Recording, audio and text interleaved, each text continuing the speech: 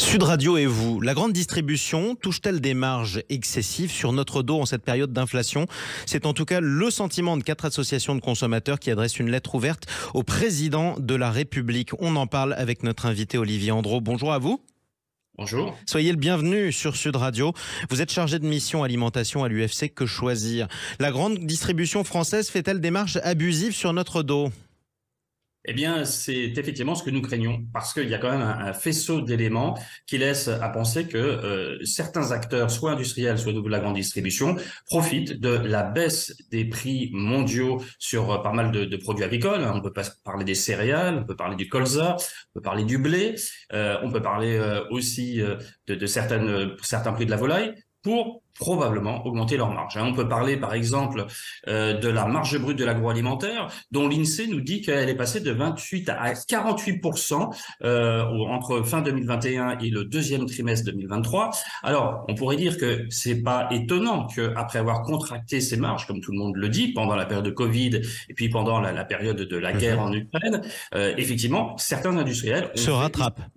Il se rattrape. Maintenant, le problème, c'est que ce chiffre de 48%, il est au-delà de la marge qui était considérée comme normale précédemment, avant la crise. Donc, c'est pour ça qu'il y a un premier problème. Deuxième chose, eh bien, on a un observatoire de la formation des prix et des marges alimentaires en France. Alors, certes, qui observe pas beaucoup de produits, c'est plutôt des produits bruts, mais c'est quand même intéressant. Et même si c'est une marge moyenne, qui permet pas d'identifier les acteurs qui prennent de la marge, mais on sait que, en moyenne, eh bien, la marge brute de la grande distribution, cette fois-ci, a augmenté entre 2021 et 2022 de 57% sur les pâtes alimentaires, 13% sur les légumes et 28% sur le lait demi-écrémé. Ouais, donc c'est quand même considérable. Vous en appelez avec 3 autres associations de consommateurs au président de la République. Qu'est-ce qu'il peut faire ? Bien, écoutez, le président de la République, tout d'abord, il a pris des engagements auprès des consommateurs français, puisqu'il a dit qu'il allait agir sur la modération des marges. Ben, c'est maintenant qu'il faut le faire, parce que nous rappelons quand même qu'il y a un véritable problème. 20% d'augmentation sur les produits alimentaires en 2 ans, c'est gigantesque. On n'avait jamais connu ça. Et puis, ça a un impact direct, notamment sur les consommateurs français les plus démunis. Il y en a près d'1 sur 3 qui déclarent avoir parfois sauté un repas par manque d'argent.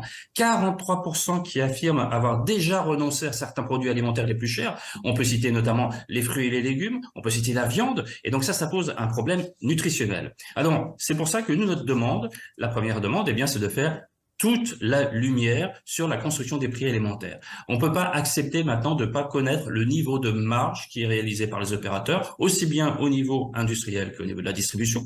La deuxième demande, eh bien, c'est d'arrêter la marge minimale garantie à la grande distribution de 10%. Tenez-vous bien, 10% de marge minimale garantie, c'est un sacré cadeau à la grande distribution en période d'inflation alimentaire. Et puis la troisième demande, eh bien, c'est une fois qu'on aura fait toute la lumière sur la construction des prix, et si on identifie certaines marges qui sont indues, eh bien à ce moment-là, c'est au gouvernement de prendre des mesures concrètes pour limiter ces marges indues. Alors, en quelques mots, parce qu'on va quand même vous demander un conseil, en attendant que le président de la République intervienne sur la grande distribution, où est-ce que je peux faire mes courses alimentaires sans avoir à subir une marge trop élevée ?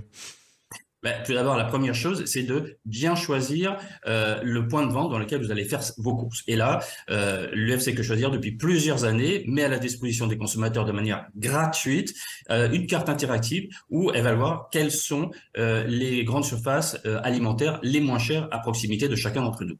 Deuxième chose, eh bien, il faut savoir que si vous aviez l'habitude d'acheter des grandes marques, eh bien, vous pouvez vous tourner vers les marques distributeurs, c'est-à-dire les produits à la marque Auchan, Carrefour, Leclerc, etc., qui sont tout aussi intéressants du point de vue nutritionnel et qui sont moins chers. Et pour les consommateurs les plus modestes, eh bien, nous leur conseillons vivement de se tourner également vers les premiers prix alimentaires qui sont encore moins chers. La qualité sanitaire est rigoureusement la même. Il n'y a pas il n'y a pas une hygiène supplémentaire sur les produits de marque ou sur les produits de grande distribution. Donc, allez-y parce que c'est un moyen de faire des économies tout à fait substantielles. Merci Olivier Andro. Je rappelle que vous êtes chargé de mission alimentation à l'UFC Que Choisir. À bientôt sur Sud Radio.